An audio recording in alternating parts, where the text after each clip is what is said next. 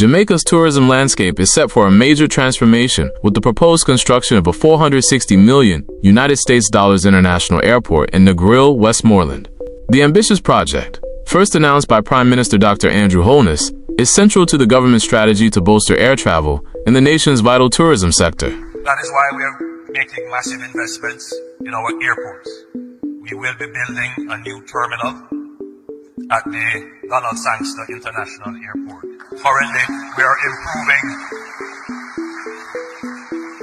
the Norman Manley International Airport, and we will be building a new airport, international airport in Negril.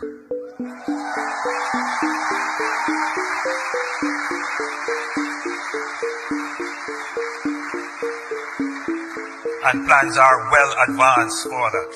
So when we talk about seamlessness, the ability to move around the island quickly. When I leave here today, if the rain permits, I will be touring the Montego Bay perimeter road. Again, a part of the seamless strategy to connect our airport and our visitors here with the other places in Jamaica where we have a concentration of hotels. So the Montego Bay perimeter road and all the other roads that are linked to that will improve our seamlessness. That's a $225 million US investment, which is already underway and will become usable by mid next year.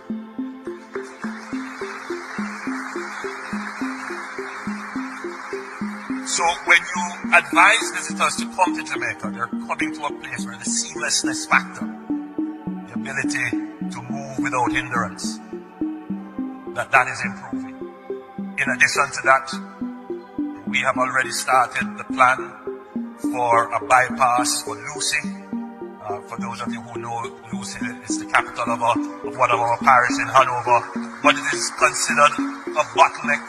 Located just 20 minutes from the famed 7 Mile Beach, the new facility aims to reshape air access, significantly reducing the current 2-hour road journey for travelers landing at Sangster International Airport in Montego Bay. This development, which already has a completed master plan and is slated for a public-private partnership implementation, is expected to support tourism and spur economic activity across Westmoreland, Hanover, and St. James, while also forming part of a broader national effort to decentralize air traffic and ease the notorious congestion at Sangster International. Did you know that Jamaica is building a new international airport right in Negril?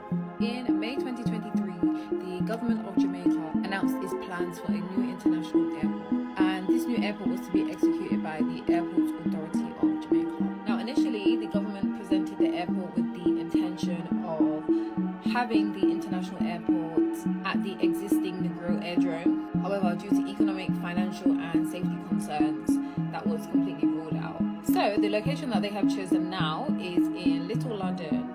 However, to make way for the airport, the Little London High School and the Masmere Flats will eventually have to be relocated. Why I think this is such a unique and really good opportunity for locals and tourists and investors alike is because airports are a catalyst for development, right? They also drive economic growth, attract investors, boost tourism, and create opportunity for local communities.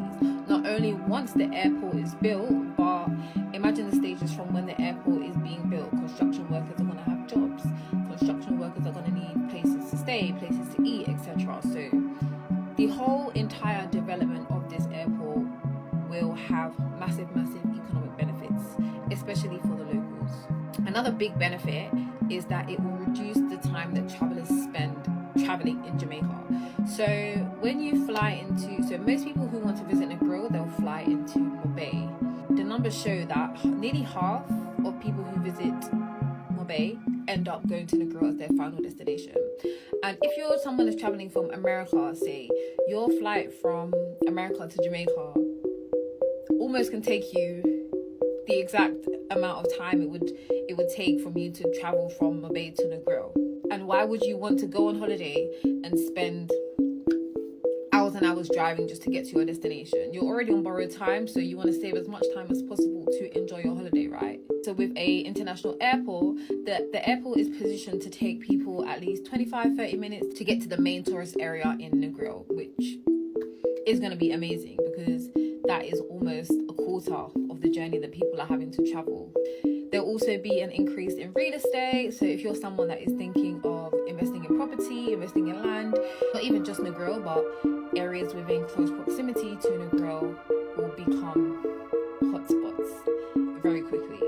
Now, one of the differences with this international airport is generally tourists fly into Montego Bay. Most people that are coming here for leisure will fly into Montego Bay. A lot of the time, people who are coming here commercially or for business will fly into Kingston, whereas Negril will present itself as being a mix of both. So tourists can travel here, but also people who are here for business can fly into Negril Airport as well. So I think overall it is a plus. There's always going to be cons, especially when there are plans for developments that cause locals to uproot and move elsewhere. As part of them creating a development, they will have to do some outreach to the stakeholders, which is the people in the community, see how they feel about it.